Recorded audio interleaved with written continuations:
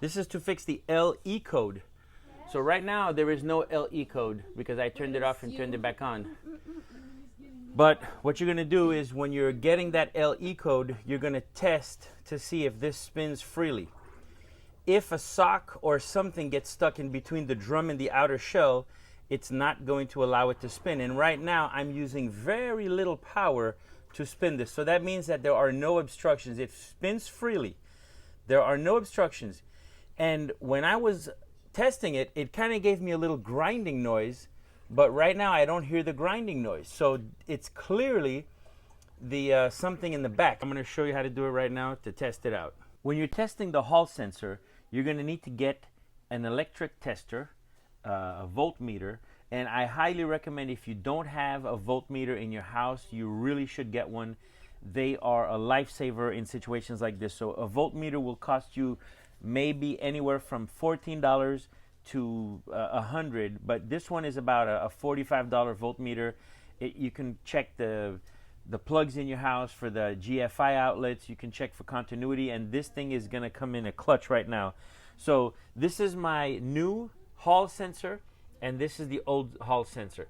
So if you look at the two, if you look at the prongs, we're going to start from left to right and go 1, 2, 3, 4, 5. So in this orientation, we're going to go 1, 2, 3, 4, 5.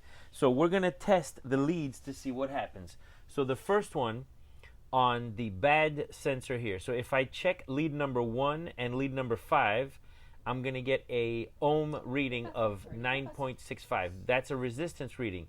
So there's supposed to be a certain amount of resistance going through this system. So if I do the from 1 to 5, I get 9.6. If I do the new one, I get a 10.7. The numbers may vary. That's close enough. That's not too bad. Now, if we do 1 and 4, we did 1 and 5. Now we're going to do 1 and 4. And if you look at 1 through 4, connection 1 and 4, I'm getting OL. Means there's nothing going on. There's no resistance at all. So it's not working. It's open. So if I check this one now, 1 and 4, notice I get a 10. So if I check 1 and 5, I get a 10. If I check 1 and 4, I get a 10. If I check 2 and 4, I get 4. Now look what happens on the old one.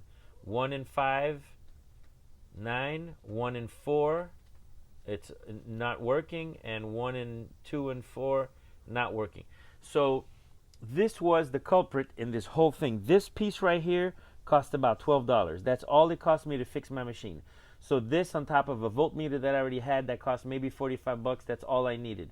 So if you don't have a voltmeter in your house, you need to get one. These are super simple tests that we can do to check to see what's going on. Now, if we put it on continuity, so continuity means that if a piece of metal is intact, it will make contact always. So if I touch these two things, they're going to open. So if the connection is good, they're going to make a noise. If the connection is broken, it's not going to make noise. So this is the harness that came off of the washing machine. So this is the harness that came off of the washing machine. You can buy the harness and this hall sensor for about 17 bucks. The link is going to be in the description below. So make sure you check that out on my affiliate link. So this is the new one. That's the old one. Now, the voltmeter is super good to check these out. So I'm going to check these two cables. So they say that because the machine, as it's spinning, this keeps going up and down, up and down, up and down. So you already know that if you take a piece of metal and you start bending it back and forth, it's going to crack and break. So it's possible that these wires within this harness can break due to all the vibrations. But let's check out the continuity of this circuit. So we're going to use the like colors. So we're going to do yellow, yellow, red, red, blue, blue. So if we touch them and they make noise, then they're good. So we go red, yellow, yellow, it's good. We do blue, blue, it's good. And then we do red, red, it's good. Now, one thing you can do to further investigate is if you wiggle it while it's doing it, you should get contact all the time. So sometimes in a particular position, they may make contact, and in a different position, they may not. I already tested it. It works. So now we're going to go to these cables. This is a different harness that they have, and we're going to check the same thing. We're just going to go light colors. So we're going to go blue, blue, red, red, gray, gray, white, white. So here's blue. That works. We're going to do the gray. That works. The white. Boom. And finally the red. There it is. So all I did was just touch the opposite ends of the cable, and as long as the current is going through the cable, then it's a good harness. So this harness is fine. And lastly, let's check the ground. There shouldn't be any problem with the ground, but if we just test it, let's do that again.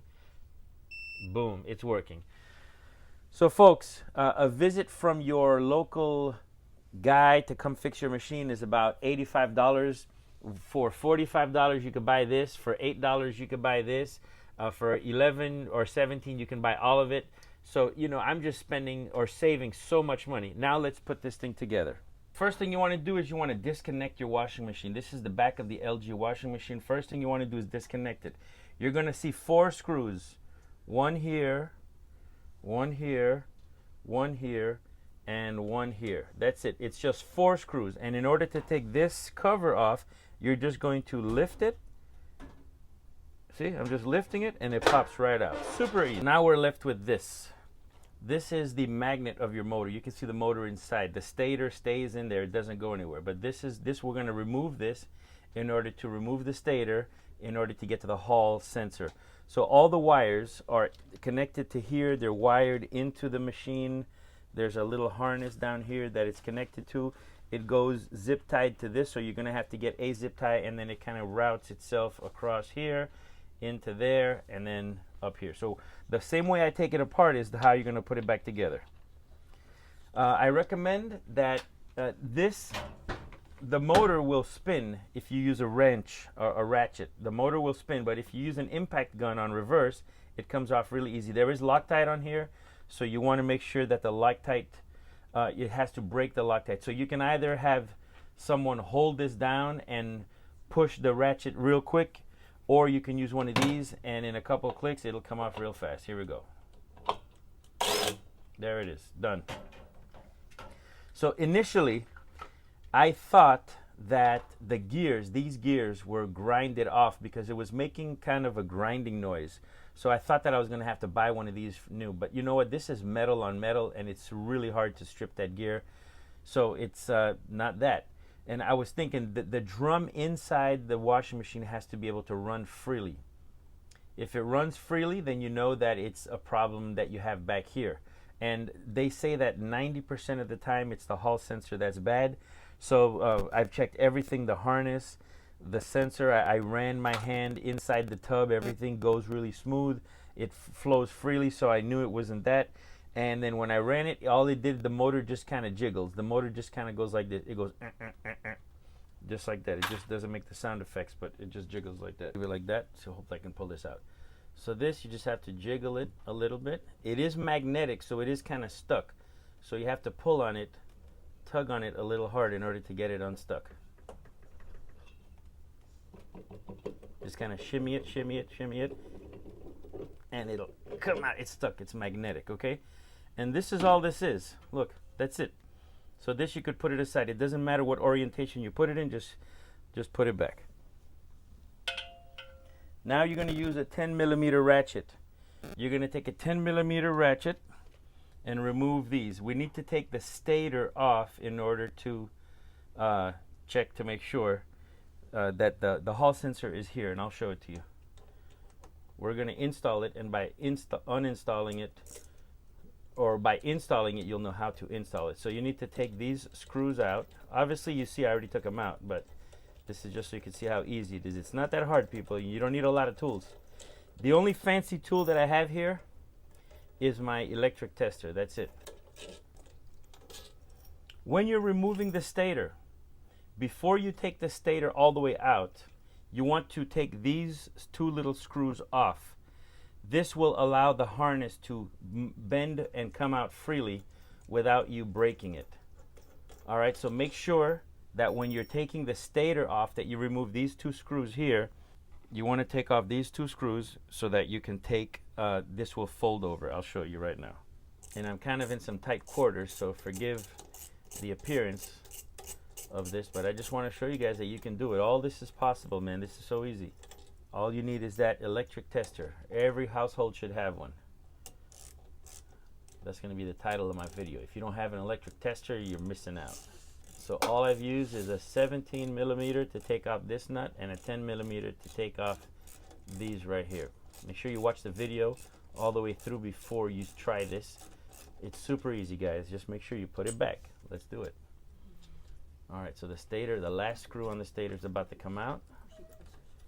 So we take it out. Now remember, the Hall switch and everything would have been here.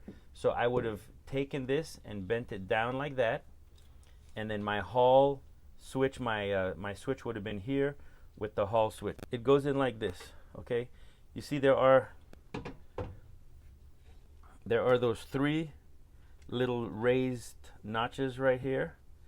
I'll circle them, but the 3 little raised notches on the camera right there. And then, so it's these 3 little raised notches. The back part of it goes here, okay? And then once you have the back part in, the front part is just gonna fall right on in front of it. And it snaps in just like that. That's it. That's how you take it off. To take it off, you can just kind of use your pinky nail and just shimmy it out, and it pops right out, okay? And you disconnect the cable right here. So we're gonna put the new Hall switch in and the harness. So we're gonna put this back. Here's the Hall switch. So again, we're just gonna take the little back piece. We're gonna put the little back pieces first, and then turn it forward, and then get those pieces in.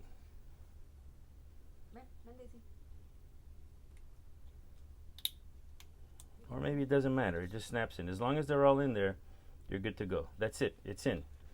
So now I'm gonna take my harness. Okay, there's a ground switch. And this one doesn't go here. Let me see, does it? Yes. So there's only one way for you to connect it. You can't mess this up because it goes in just one way. So this one is gonna go in like this. Snaps right in. This one is gonna go in with the little lock on that little lock right there. Just like so. So this is it.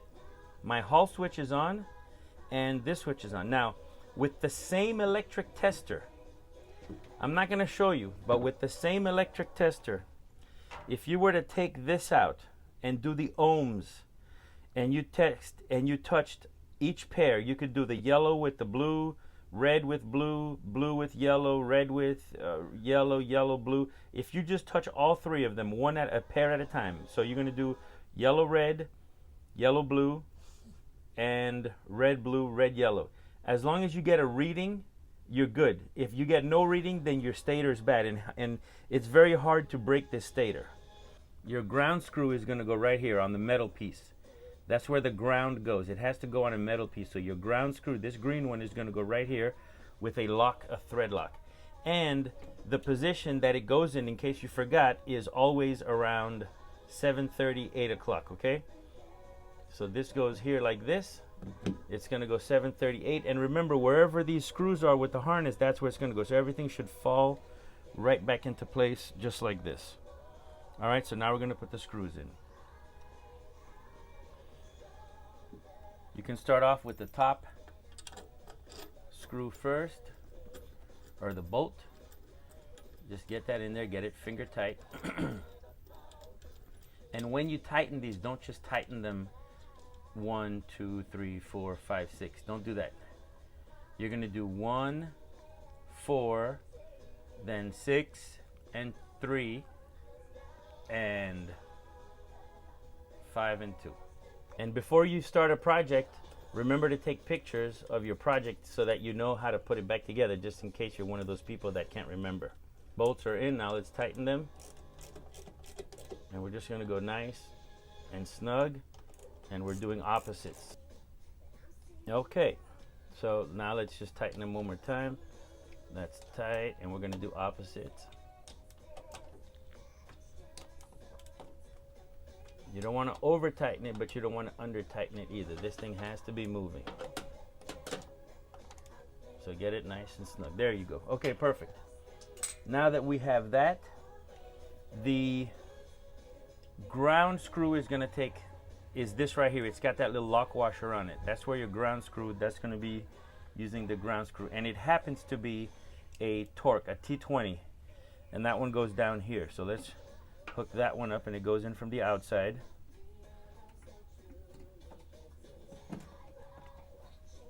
I don't know if you guys can see that, but there it is.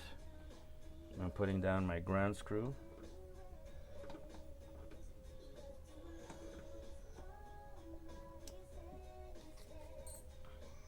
The other ground screw happens to be just a regular Phillips. So the ground screw that goes here on this one, right there, that's a regular Phillips. So that you can just use a regular Phillips screwdriver for that. And again, the ground screw has this little lock washer on it. We're going to get everything reconnected, and the same way I'm reconnecting it is how you're going to disconnect it, okay? So there goes the ground wire. Now this one is going to get screwed right into here, and then we have another holder there, and then we have to connect these two, and there's one more connection. So we have these screws. There's two long ones and one short one. The short one's going to go on this with this plate. Now this plate, it only goes one way. This little notch is going to go here, and the other screw, oh no, I dropped it. That's okay. It's right here. Got it. No need to panic.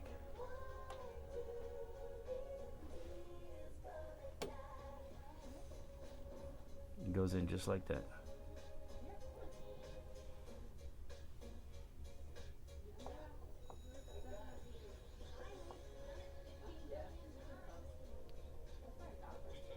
Okay, that's that. Now we're going to put one screw here to hold that cable down, and then we're going to put another one here, and then we're almost done.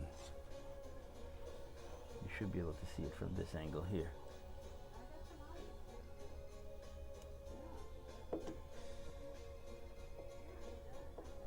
Working on these machines is not hard.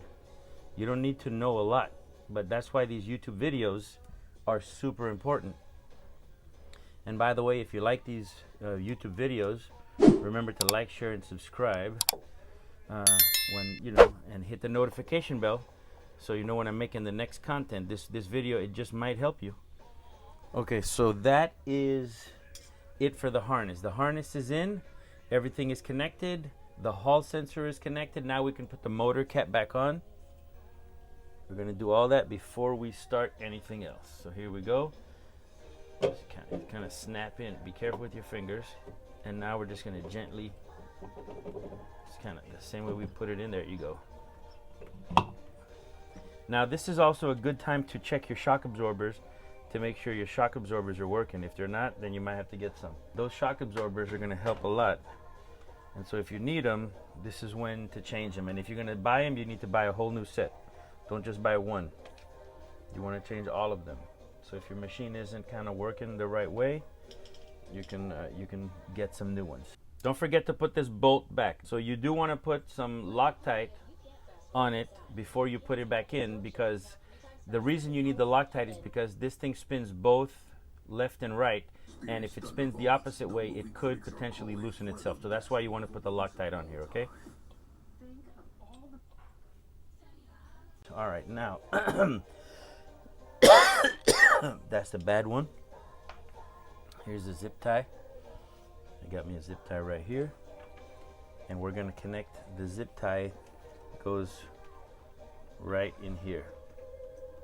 So you're going to notice, let me turn the camera, put some light on there, right there. The harness is going to get connected to that elevated piece that you see right under the camera, right in here.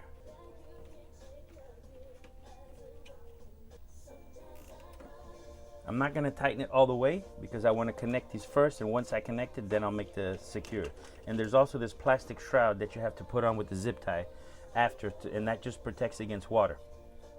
You want to leave a nice little droop in the water in case if ever this leaks, the water is going to drip down here and it might go into the connector. So that's why you always want to leave a loop almost like a P-trap. That way if the water drops, it's just going to fall straight down and not get into the cables. So we're just going to connect color to color. There's only 2 ways to connect it. In order to remove this, I'll show you something.